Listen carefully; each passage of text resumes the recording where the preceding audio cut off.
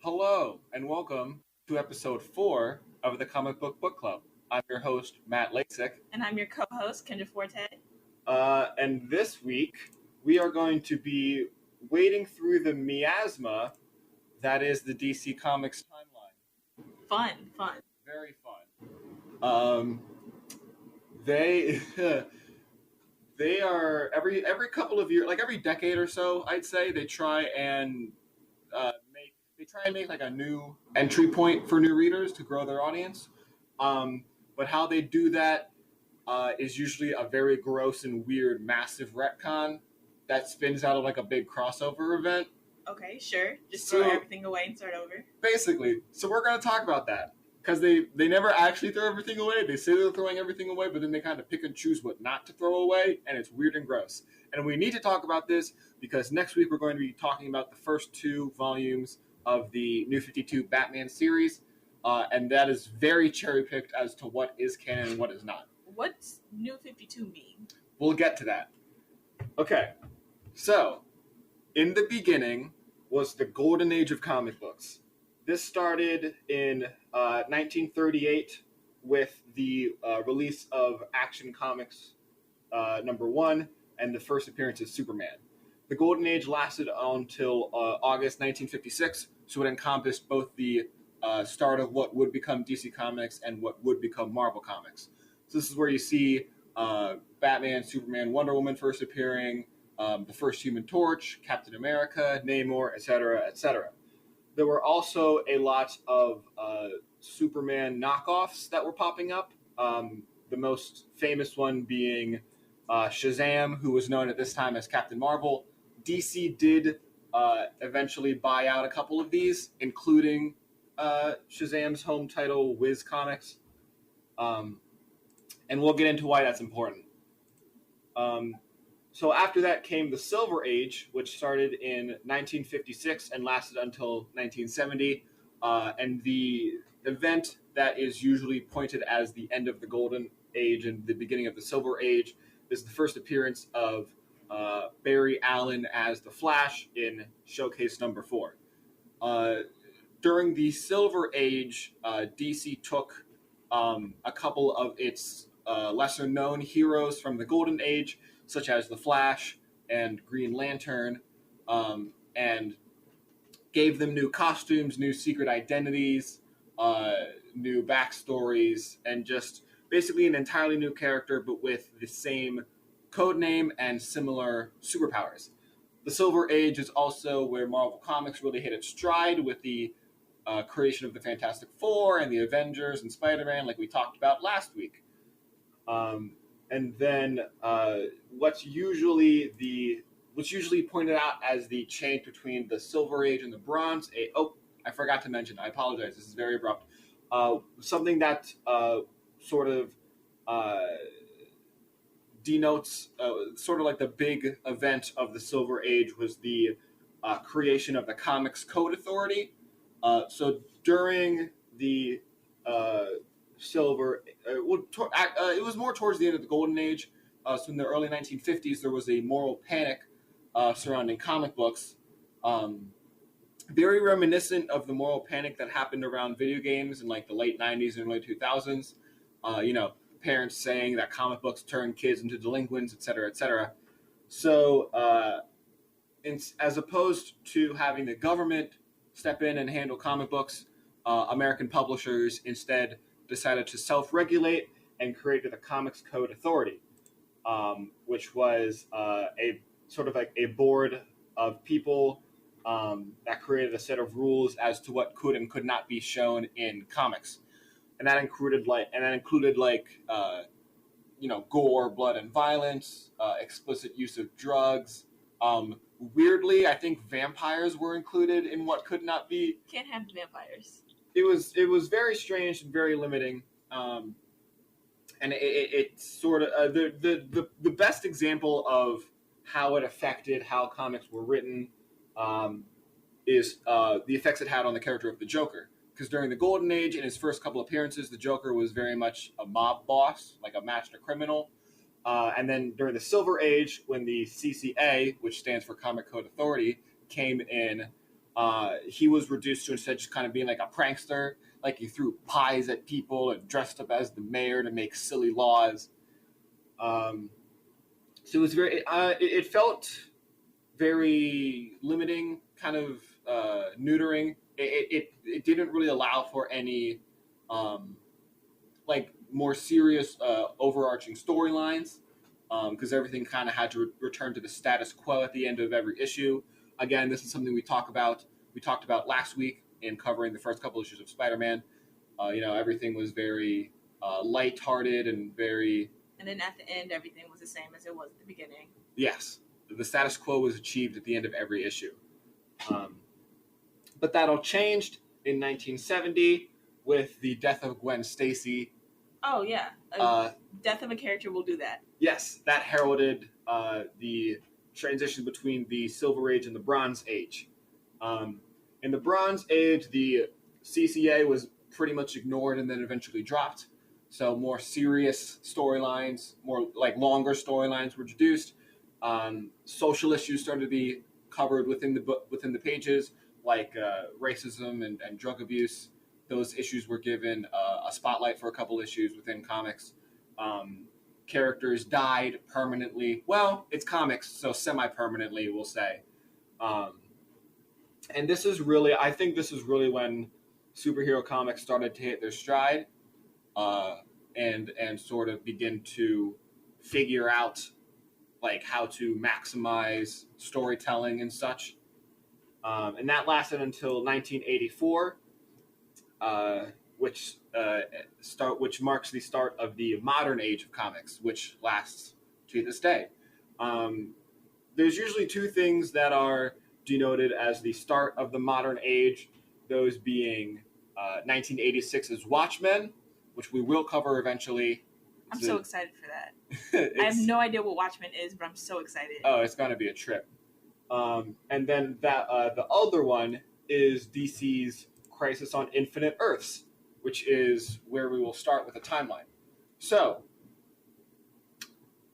Crisis of Infinite Earths first began publishing in 1985.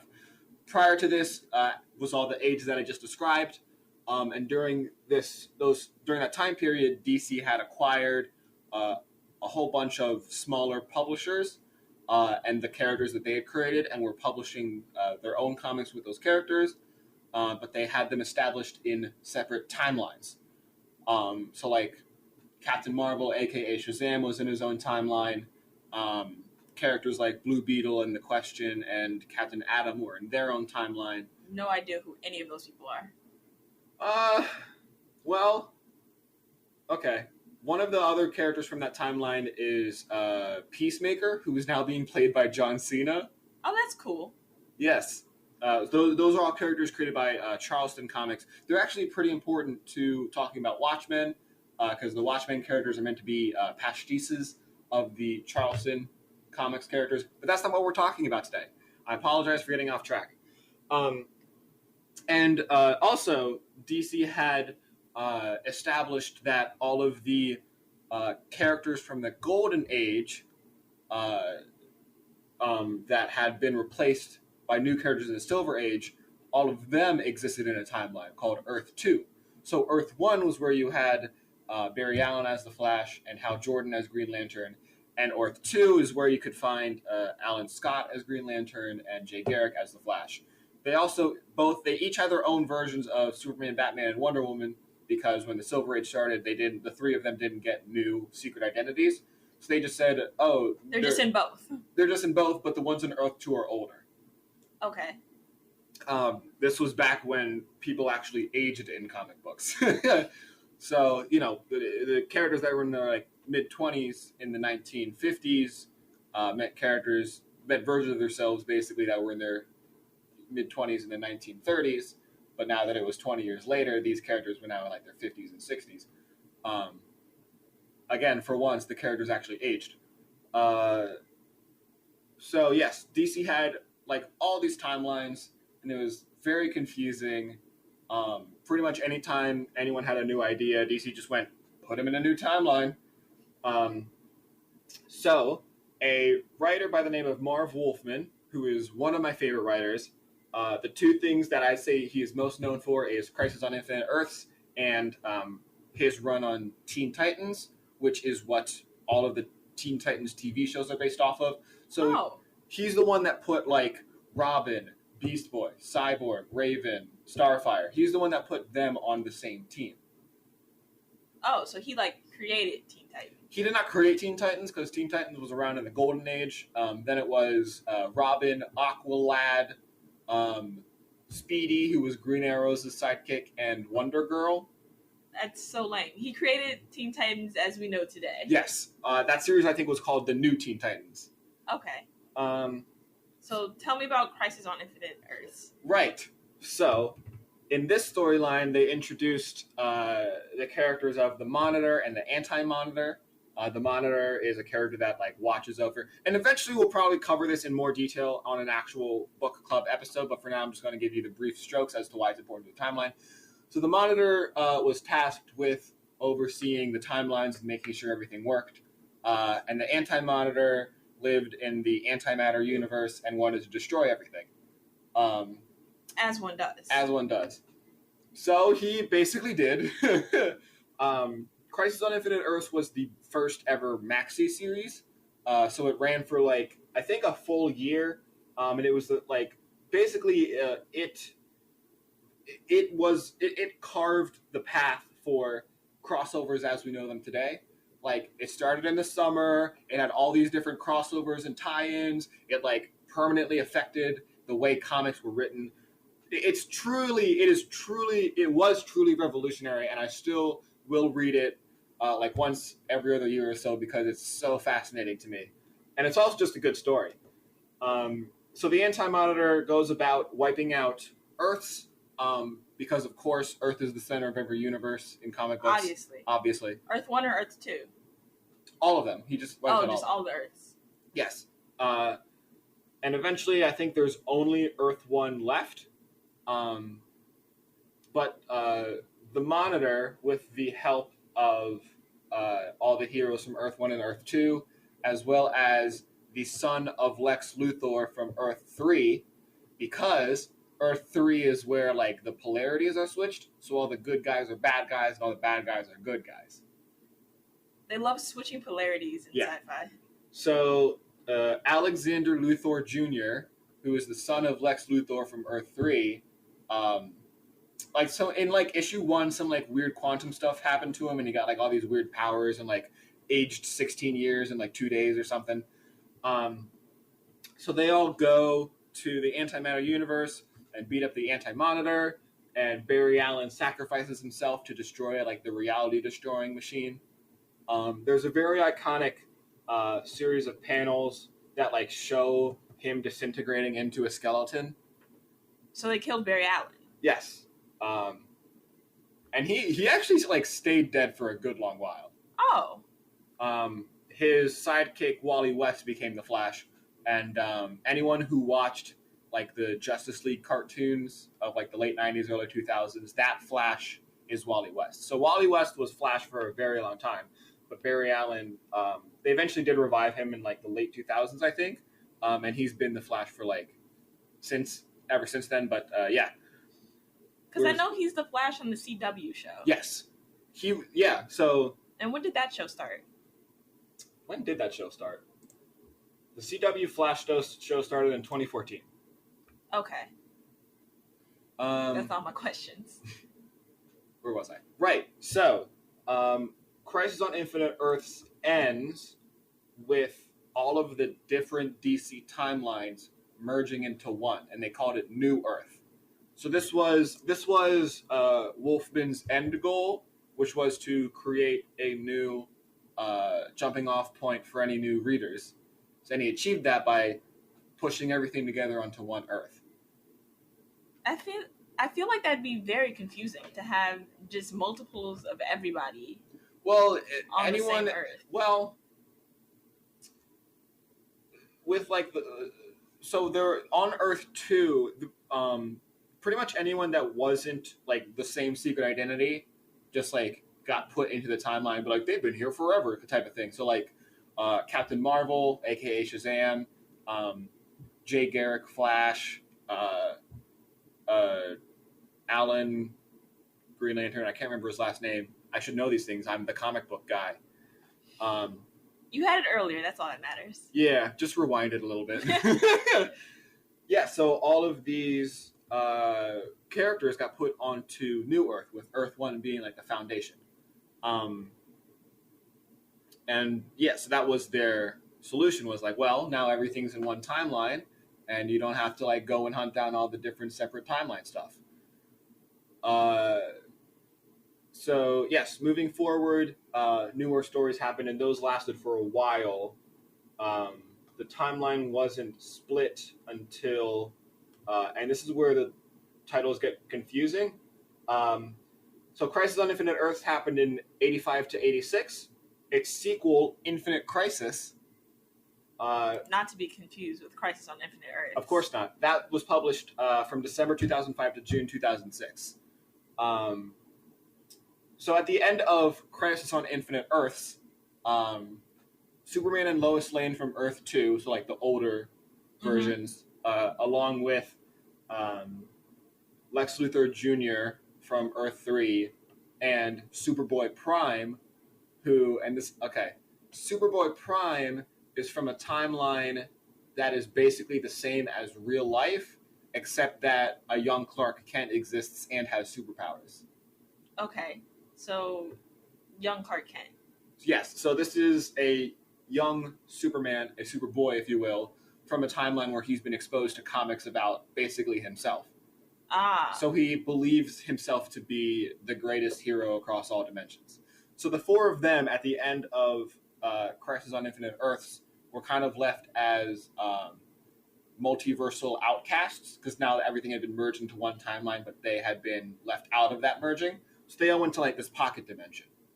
And then as the modern age of comics progressed, it's also been called the Dark Age, because everything got kind of serious and gritty.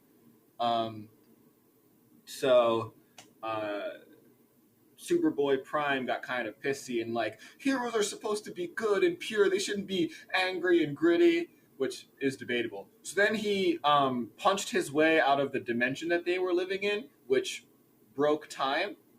Obviously. There were a number of repercussions for him punching history, one of which being the resurrection of Jason Todd, which we will talk about later, because we're also going to be talking about the Robins on this episode. The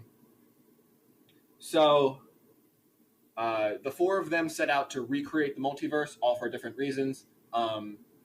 Superman and Lois Lane just want to go back to their timeline and live out the rest of their days on Earth 2. Superboy Prime wants to prove to everyone that he is the best superhero, and he achieves that by killing a bunch of people. How can you say he is the best superhero when Superman is right there? Because he's a psychotic little boy. All the comics are about Superman. Because Superboy Prime is a psychotic little boy.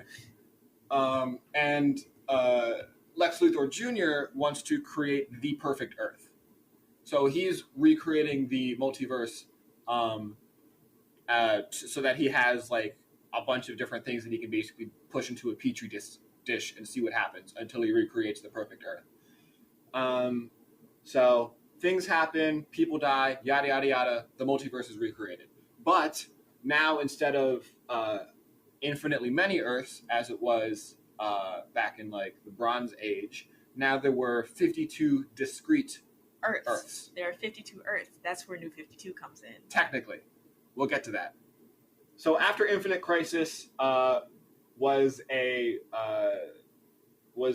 weekly released series titled 52, which served to both explain the new status quo as it was after Infinite Crisis, and kind of explore and describe each of the 52 new universes. Because after Infinite Crisis, all of the ongoings jumped forward by 1 year in universe. So 52, which was released once a week for 52 weeks in a year, explained what happened during that year-long gap. So then everything's happening. Barry Allen comes back during this, and there's now 52 timelines, and they're each discrete and easily Googleable and everyone knows what's going on for the most part. Then, in 2011, was the event Flashpoint. So for like a couple years leading up to this, Barry Allen, who had been resurrected, was being taunted by his nemesis, the Reverse Flash, with him eventually revealing that Reverse Flash had killed Barry Allen's mother when Barry was a child because of time travel. So... Yes, this is the only thing I remember from the show. Right. So, at the beginning of Flashpoint, Barry goes back in time to save his mother, but in doing so, basically shatters the DC timeline. So Flashpoint ran from May to August of 2011, and had a bunch of different tie-ins. But basically, it was a very different world. This is the world where Bruce Wayne's dad is Batman, and he uses guns. I didn't know that was a thing. That was a thing, yes. Atlantis and Themyscira are at war because Wonder Woman killed Aquaman's wife in this timeline, I think. Well, that sucks. Yeah. Any reason why? I don't exactly remember. So it's like it's a bunch of stuff where it's like little minor tweaks to the origin stories of the heroes we know and love because of Barry messing. Like Barry saving his mother created like time ripples, and I'm putting big air quotes around that for you listeners at home. That affected a bunch of like other stuff. So, for example, instead of Bruce Wayne's parents getting shot, Bruce got shot. Instead of landing in Smallville, Superman's rocket landed in the middle of Metropolis. Aquaman grew up in Atlantis instead of on the Earth, instead of on the surface, so on and so forth. So then Barry went back and unsaved his mother. That's rough. That is rough. And that reset the timeline again and created the New 52. And it's named so because there's a couple of different reasons. 52 is like a fairly important number within DC Comics for whatever reason. So like there's 52 alternate Earths. The New 52, I think the main reason this named is because when it launched, there were 52 new titles that were like the new thing for the DC universe. 52 new titles? Yes. So the however many they had before Flashpoint, it all condensed into Flashpoint and then spread out to 52 new ongoings. Okay. So everything that was happening in the DC universe condensed into Flashpoint. Flashpoint is sort of like the point where everything changed.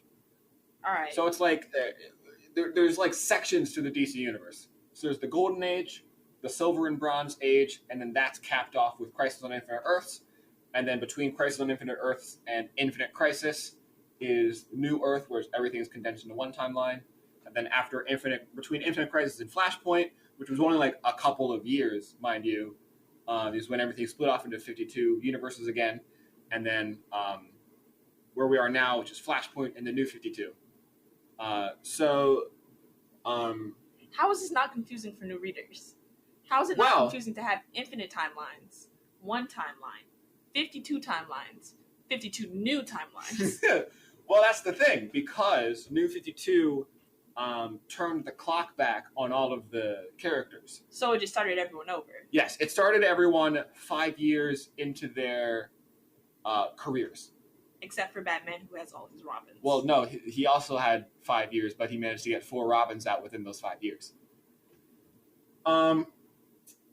So obviously they did this to like be like, oh, now anyone can just hop in because now they've only been doing superhero stuff for 5 years. So like there's not a huge backlog of stuff to read into. But again, they kind of cherry picked what did matter and what didn't matter. So it was still a rough time to get into it. Also, the majority of the New 52 had either bad story or bad art or both. So that didn't help things. They tried to like modernize everything. So everything had like little like circuitry wires over it, like highlight lines. So what we're reading for next week is the first 2 volumes of Batman New 52. Yes. So this is a jumping off point for new readers. Yes. Supposedly. Yes. And that's important to keep in mind. Very important thoughts on that then. Save them for next week. So it was okay. So then, 50, each funny story of the 52 new 52 ongoings that were created. The ones that ran the longest only ran 52 issues. I don't know if that was planned or a coincidence, but I find that very funny. So then, were these 52 separate heroes, or did some heroes have their own comic? Batman had like 4. Okay. I can look up what the. It's not like interesting to just read off a list. But yes. So I was just curious if there were 52 distinct superheroes. No. Well, I mean, if you counted them up, probably, but there weren't like 52 new. Anyways, I'm getting away from myself. So in this new timeline, all of the heroes are kind of like young and inexperienced. Superman runs around in jeans. Then in 2016, and this is so I first started getting into comics, like reading. I've been into comics for a long time, but I first like started seriously reading the ongoings as they came out in 2015. So like right after I started in 2016, DC did this thing called Rebirth, which had the goal of reintroducing everything pre-Flashpoint back into the timeline. Okay, and how did they do that? Well, they retconned that somehow pre-Flashpoint Superman and Lois Lane had survived and migrated into the post-Flashpoint timeline. Sure. So then post-Flashpoint Superman died. So then pre-Flashpoint Superman showed up and said, "Hey, I'm here now. I'm Superman." And everyone, okay. Isn't he old at this point, or does he not age? He's older. Don't think about it. It's comic books. But then, like, after, I don't know, a year? I think it was in the first annual issue of Superman Rebirth. They did this weird... Basically, like, the way that they explained it in universe was Superman's energies combined with the energies of post-Flashpoint Superman, and that merged Superman, rippled outwards, and merged the post-Flashpoint timeline with the pre-Flashpoint timeline. Because reasons. And the way it was handled in all of the other ongoings was either they just started using older characters and didn't really mention it, or Superman showed up and said, "Hey, here's this important part of your timeline that was erased with Flashpoint. See you later," and then he left. Here it is. Here's your past. Basically. In case you were looking on for a silver platter. That's like basically exactly what they did with Nightwing, because ever since the 90s, Nightwing's been operating out of Bloodhaven, which is like a smaller city near Gotham. But ever since New 52 kind of severed his connection to Bloodhaven. So then in Rebirth, Superman just kind of flew up to Nightwing and said, "Hey, you used to live in Bloodhaven. Okay, bye." And then eventually, they explained in universe in a way of tying in with Watchmen that Dr. Manhattan, who is the godlike figure from Watchmen, had during Flashpoint reached in and just taken out chunks of the timeline until everyone was back to 5 years after their origin. And then there was a maxi series that ended recently called Doomsday Clock, which explained how this happened and also was basically just an excuse to have a crossover between Watchmen and the DC Universe. And then it ended with Dr. Manhattan fully restoring the timeline as well as reintroducing the Justice Society. And I'm just now realizing that's the first time I've used that term. The Justice Society is the equivalent to the Justice League, but they're from Earth 2. So they're like the older heroes. So we reestablished old 52? Pre-Flashpoint. Pre-Flash. So old 52. No one says that. No one says that. Okay. That is not a term that exists. And I will not have it start existing now. Pre-Flashpoint. Okay, pre-Flashpoint. Yes. So now in the comics, basically everything. I guess it would be post Infinite Crisis is now canon. So everything after the timeline resplit into 52 discrete timelines. So once again, infinite Earths, one Earth, 52 Earths, 52 new Earths. Yes. 52 old Earths. Yes. And this was supposed to be easy for comic book readers to get into? Well, Flashpoint in the New 52 was supposed to be easy, but a lot of people hated it. A majority of people hated most of the things that came out of New 52, and eventually DC was like, yeah, we'll just go back. I mean, New 52 only lasted for, what, 5 years, 4 years? 4 or 5? Yeah, like 5 years, which is not very long in comic book terms. So yes, everything that was published is now canon again, for the most part. But we now have the internet, which people didn't have in 1985 when Wolfman realized the need for Crisis on Infinite Earths. So now if you run into a character that you don't know about, you can just Google it. Okay. I think that's the timeline. So now we're going to talk about the Robins? Yes. The Robins of New 52. Or yes. all of the Robins. We're gonna talk about them in general, and then I'll add on like if there's something in New 52 that is different that needs to be noted before jumping into Batman, because in the New 52, how new it was kind of varied. It varied from you basically had Superman on one end, who again runs around in jeans and is obviously very new at the job, to like Batman in the middle, where he's like, you know, obviously younger, but he has a full retinue of Robins. And then on the other end of the spectrum, you have Green Lantern, which did not change. The story that they were doing in Green Lantern, it did not affect it at all. Green Lantern was not affected by Flashpoint, which is just wacky to me. It's like all this stuff changed, and then there's just Green Lantern. Who is operating as if Flashpoint never happened. Basically. Because right before Flashpoint, there was a storyline where Hal Jordan was kicked out of the Green Lantern Corps, and Sinestro, who was once a Green Lantern Corps member but was then kicked out, but then at the same time that Hal Jordan was kicked out, Sinestro got reinstated, and then Flashpoint happened. And I distinctly remember going to a comic book store and picking up Volume 1 of New 52 Green Lantern and being like, I like Green Lantern as a character. Let's see where they start with him. And then just like... It's in the middle. Page 1 is just Hal Jordan on Earth saying, I can't believe they kicked me out of the Green Lanterns and put Sinestro back in the Green Lanterns. And then the storyline just continues. Just keep going as if it never happened.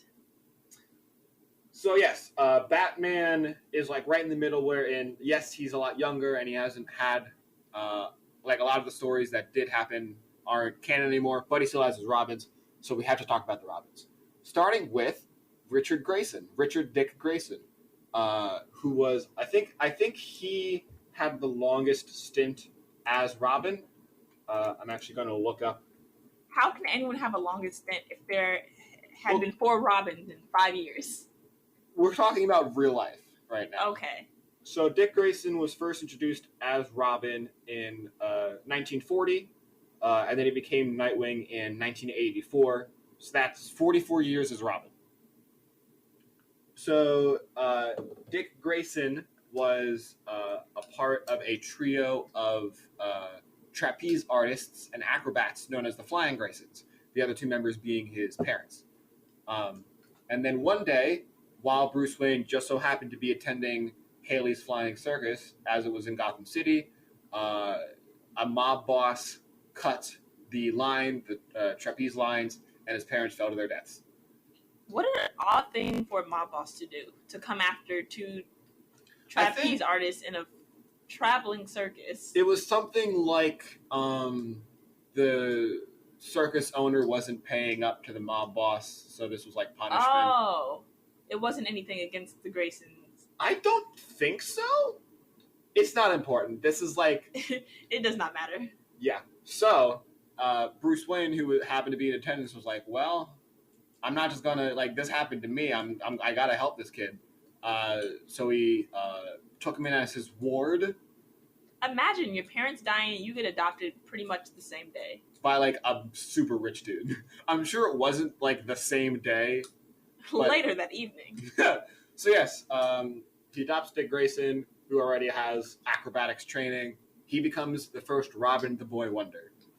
In a spiffy new suit. Yes, with his little short shorts and his pixie boots.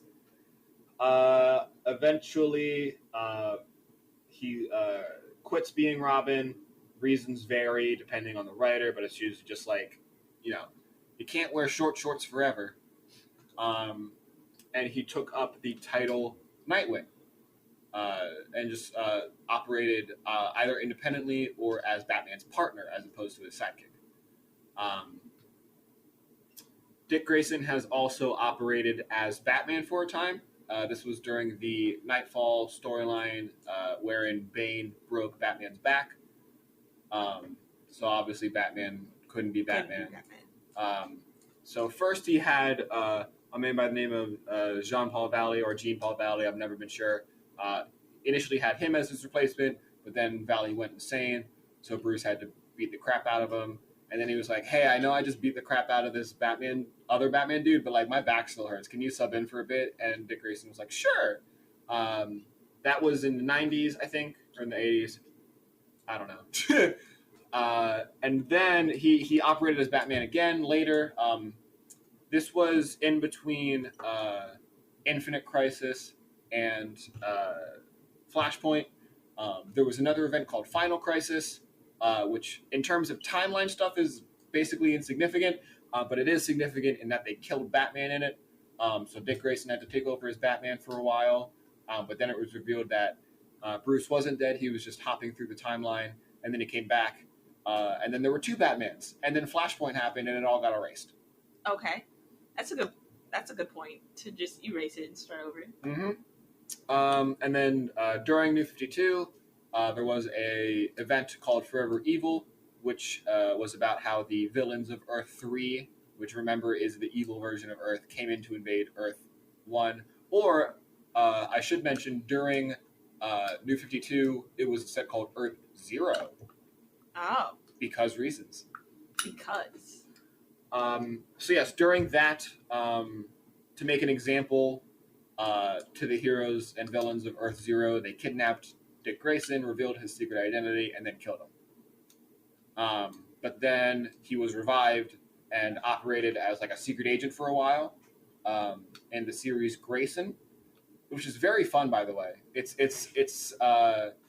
essentially like a culture clash of like this like wisecracking, backflipping superhero being forced into like espionage and like undercover stuff, and it's very fun.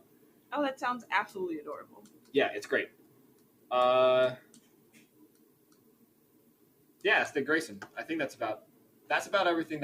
Yes. So, what we will be discussing next week is before Forever Evil. So this is while he's operating as Nightwing. Okay. The second Robin was a boy by the name of Jason Todd. He first appeared in 1983. So this is obviously after Dick had quit being Robin. Initially, his backstory was the exact same as Dick Grayson's. He was an acrobat whose parents died. How many of these do you find, Bruce? How many can you happen to come across? But then, during Crisis on Infinite Earths, DC realized this was a good time to sort of differentiate him from Dick Grayson, because up until then he had basically been a carbon copy. So after Crisis on Infinite Earths happened in the New Earth timeline, he was instead like a street rat that Batman had caught trying to boost the tires off the Batmobile, and Bruce was like, I like his spunk, I'm going to make him the next Robin. But being a street rat, he was very like overly aggressive and contrarian and just sort of a brat. and the fans did not like him. Just overall, kind of sucked. Yeah, the fans did not like him. So, during the 1988 series, A Death in the Family, he was kidnapped by the Joker and put in a warehouse full of explosives after being beaten with a crowbar. And the issue ended with a splash panel that had 2 phone numbers on it, and it said, if you want Jason to live, call this number. If you want Jason to die, call this number. And overwhelmingly, the fans voted for him to die.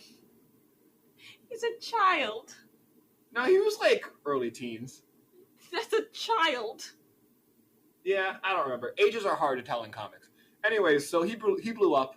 And then years later, as a side effect of Superboy Prime punching history, he was revived, and he came back calling himself the Red Hood, because part of the Joker's backstory is that he was part of a criminal gang that called themselves collectively the Red Hood, and they would like pass the hood around from sucker to sucker, because like they would like pose whoever was in the hood as like the gang leader. But it would always be like a different person. So Jason was like, well, I'm going to steal that. And he started calling himself the Red Hood. And in his first reappearance as the Red Hood, he was actually like a villain who worked against Batman. But eventually he was turned into an anti-hero. And then New 52 happened, and he was basically just turned into a hero.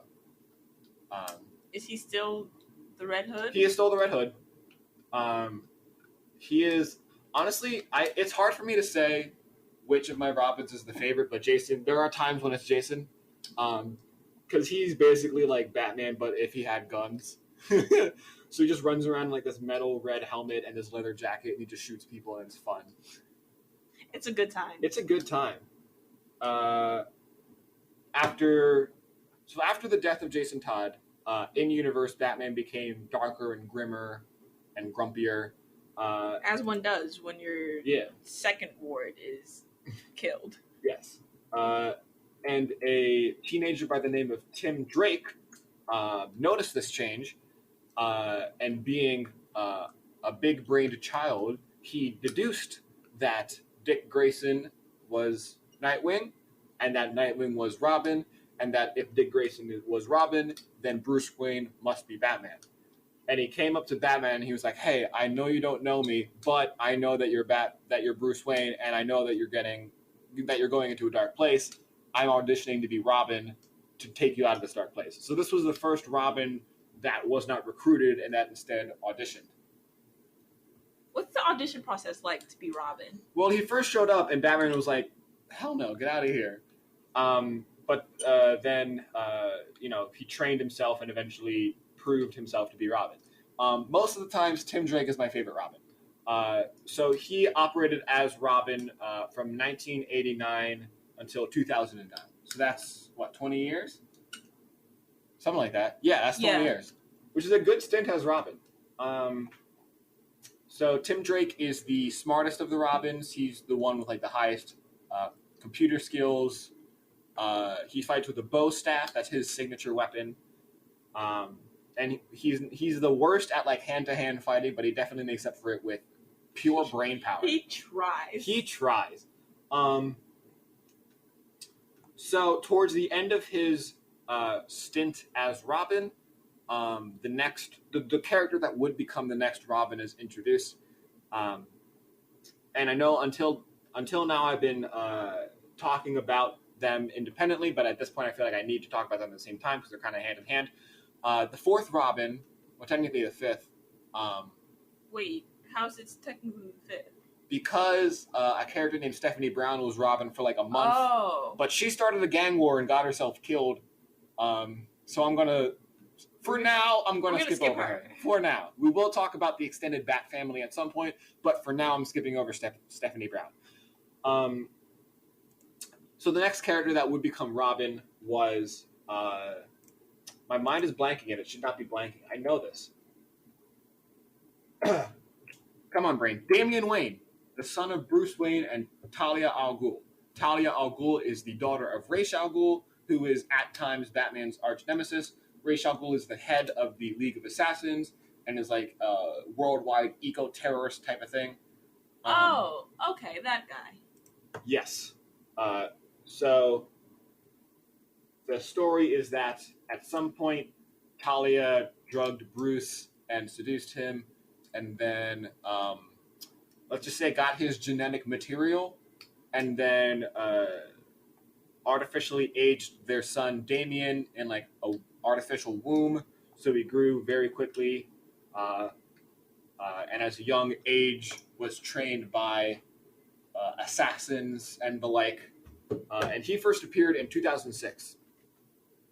So he showed up and he was just like, "Hey, I'm going to be Robin now." And Bruce was like, "No, you're not. Because you're a brat and you're like a killer, and I don't fly like that."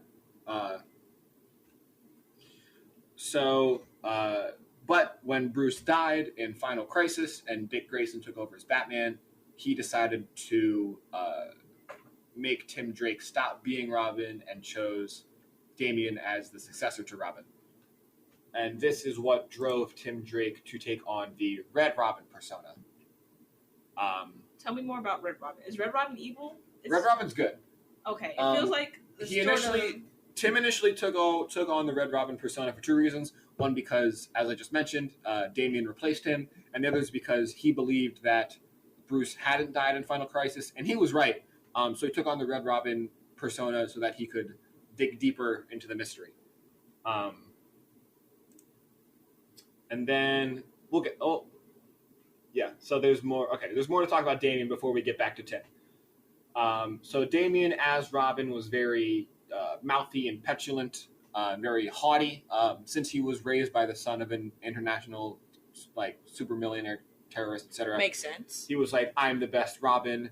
I fight good with the sword. Everyone is beneath me, yada, yada, yada." He got better over the years. He kind of varied depending on writer. But yeah, he is kind of a brat, which makes sense because depending on the writer, he's between 10 and 13 years old. Oh, true brat ages. Yes. Recently, like within the last, I think it was either in August or September, Damian actually renounced the role of Robin as a 13-year-old? Due to a number of reasons. Some of them are kind of spoilery, so if you're not caught up on recent Batman stuff, I won't really get into it. But yes, Damian gave up the role of Robin and kind of walked into the night, and he hasn't been seen since. At this time, Tim had been working with the team Young Justice, which is comprised of like teenage superheroes. And different he had been from the Justice League and different from Teen Titans, yes. Teen Titans and different from the other Justice League from Earth. The Justice Society. The Justice Society. Yeah. So we'll talk about them later. We're talking about Tim right now. So Tim had been at this point operating under the code name Drake because a drake is a bird, and also his last name is Drake. His last name. And also the Drake suit is ugly as sin. I'm gonna pull it up real quick. If you're listening at home, Google it for yourself, because oh boy is it bad. Oh boy, it sucks. Yeah. So he was Drake for like less than a year, and then they put him back in Robin. So right now, as it stands, Bruce Wayne is Batman, Dick Grayson is Nightwing, Jason Todd is Red Hood, Tim Drake is Robin, and the fourth one, Damian is AWOL. Walked into the sunset. He's MIA. Okay. He's off doing something. But still, as a 13-year-old? Yeah.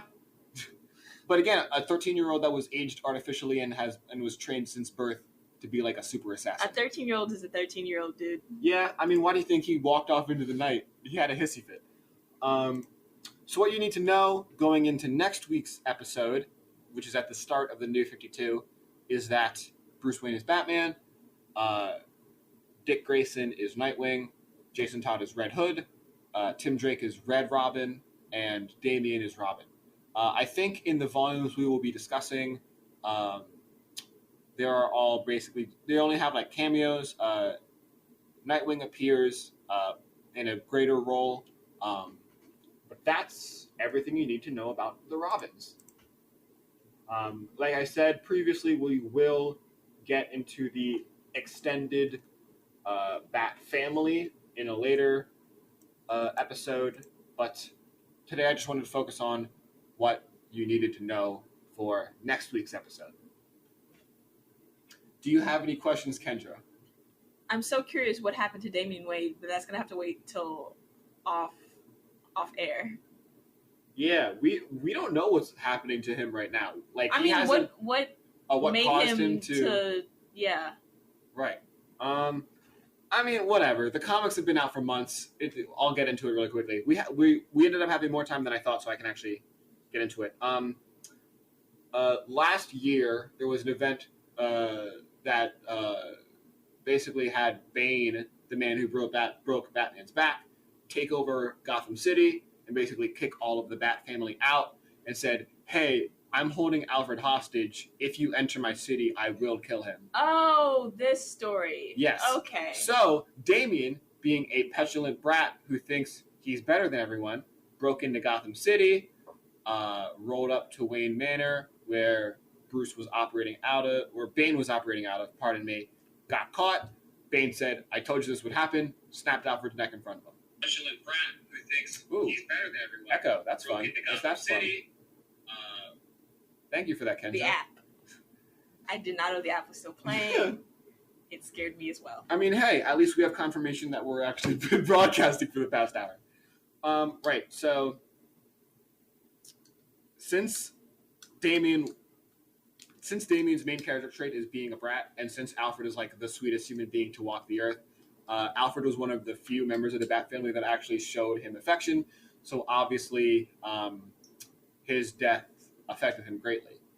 Another thing, the other member of the Bat family that like showed him a lot of affection was Dick Grayson. And another thing that happened that I didn't mention because I didn't really deem it important was Dick Grayson was shot through the head. Is he not dead? Well, he lost his memory for a while and became Rick Grayson, a move that pretty much everyone hated. They put him back to Dick Grayson recently. So there's, a double dose of traumatic effects. And then in the Teen Titans ongoing, where Damian had been operating as leader, he had been... As a 13-year-old. Oh, leading other 13-year-olds. So the leader of the Teen Titans moves with It's the usually Robins. a Robin. It's almost... The leader of the Teen Titans is almost always a Robin. Anyways, Damian, unbeknownst to his team, had been first taking the villains that they had defeated and putting them in a secret underground prison, assuming permanently had his teammates not discovered it. And then after his teammates discover it, he was like, "All right, fine, I won't imprison them." But then he used magic to instead wipe their brains and make them think that they were different people, the villains, that is. And then his teammates were like, "This isn't much better, dude." And it got so bad to the point where he was willing to kill a villain named KG Beast, who is the man that shot Dick Grayson. So it was like KG Beast versus Robin versus the rest of the Teen Titans. And it devolved to a point where Batman showed up, and it was like, he tried to be like, "Damian, I'm here for you. I want to help you. Please let me help you." But Damian instead ripped the R off of his costume, threw it in his father's face, and walked off into the night. This is shown more in detail in the second annual of the most recent Teen Titans run. So if you want to read it for yourself. So did it happen once in a Batman and then again in a Teen Titans? It happened in the Teen Titans second annual, but obviously it happened. So it had ripple effects in other issues. The next issue of Young Justice, Tim Drake got the call from Batman, and he was like, "Hey, I need you to be Robin again." And he was like, "Okay." And then, the future issues of other Batman-related things had him dealing with that, et cetera, et cetera. And that's the Robins. If you have any further questions about the topic or questions in general, you can email us at cbbcpod, that's cbbcpod @gmail.com, or message us via Twitter also at CBBCPOD.